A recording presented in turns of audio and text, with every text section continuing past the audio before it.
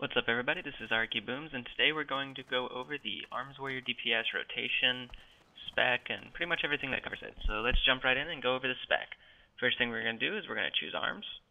We're going to go 2 out of 2 in Field Dressing, 3 out of 3 in War Academy, 3 out of 3 in Deep Wounds, 2 out of 2 in Tactical Mastery, we'll go over that later, 2 out of 2 in Impale, 1 in Sweeping Strikes, 3 in Taste for Blood, 2 in Improved Slam, 1 in Deadly Calm, 2 in Blood Frenzy, 2 in Sudden Death, 1 in Juggernaut, 3 in Lambs to Slaughter, 2 in Wrecking Crew, and then for the last point, go ahead and throw it in Blitz for the bonus rage on your charge. Now in the Fury tree, we're going to get Battle Trance, Cruelty, and Executioner. The last 3 points we're going to throw into Insight. So we're going to go ahead and learn that. Now for the Glyphs you should be using, they are Slam, Mortal Strike, Overpower, Colossal Smash, Long Charge, and Sweeping Strikes. Now the first thing you got to do is you got to determine what battle shout you're going, or what shout you're going to be using. If you don't have a Death Knight in your group, go ahead and battle shout. If you have a priest in your group, go ahead and battle shout. If you don't have a priest, however, you're okay to do commanding shout, just simply because it'll give the stamina buff. Now what we're going to do is we're going to go over basically macros that you probably should have for Arms PVE. What you want to do is you actually want to have macros for pretty much every one of your core abilities. You want to have it for Slam, to show Berserker Stance. You want to cast Berserker Stance, cast Slam.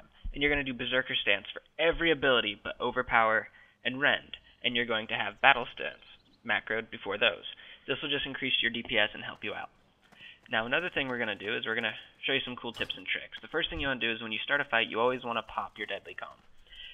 That way it'll be up by the end once you start getting to your execute range. When you can execute and it won't cost you any rage from your natural rage pool, it's just a major DPS increase. The other thing we want to talk about is Bladestorm. As much as it's a fun ability to just run up to random mobs and pop Bladestorm and watch the numbers fly, if there is not more than 2 mobs, you don't want to waste your time with Bladestorm. Even with 2 mobs, Sweeping Strikes itself would be better than popping Bladestorm.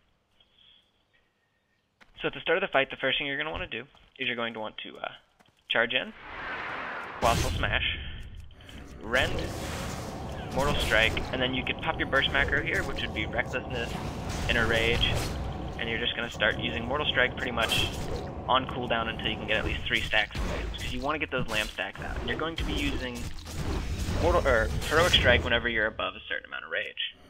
Typically it's 80. Unless, of course, you have your 2-step bonus, which makes your Inner Rage decrease the cooldown. Other than that, you're going to want to be slamming in between. When you can't Mortal Strike or Overpower, you're just going to slam in between until your Inner Rage is off cooldown, and then you're going to Heroic Strike. So you're just going to keep doing this. Just rinse and repeat, rinse and repeat. Now, let's say we are going multiple mobs. We'll jump down here to these lower level target dummies, just for all intents and purposes. Some people like to pick up the Blood and Thunder. I think it's a wasted point, because what you're going to want to do is you're just going to do your same rotation, you're just going to throw in a Sweeping Strike. Let me get closer to this guy so it'll proc. And you're just going to Sweeping Strikes to proc. And what your Sweeping Strikes is going to do is it's going to transfer the damage that you're doing to this guy over to the next guy. So if you have 2 mobs, that's fine. If you have more than 2, well then you get to use the fun of it. Charge in, you're going to always Mortal Strike after a charge to try to get your Enrage buff, and then you're going to Blade. Now for your gems and enchants, for a warrior, basically if it's a red socket, you're shoving pure strength in there. If the socket bonus is 30 or more strength, you're going to socket.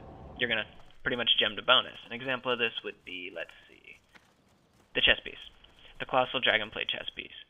The yellow socket gives you the 30 strength bonus, basically, if you fill all the sockets. So what you can do is, if you get those, throw in strength crit. If you get the blue one, you want to go strength hit if you're not hit capped. And if you are hit capped and the bonus is worth it, honestly just go strength something else, strength stamina or anything. And now that that's out of the way, that's pretty much the general rotation for a warrior.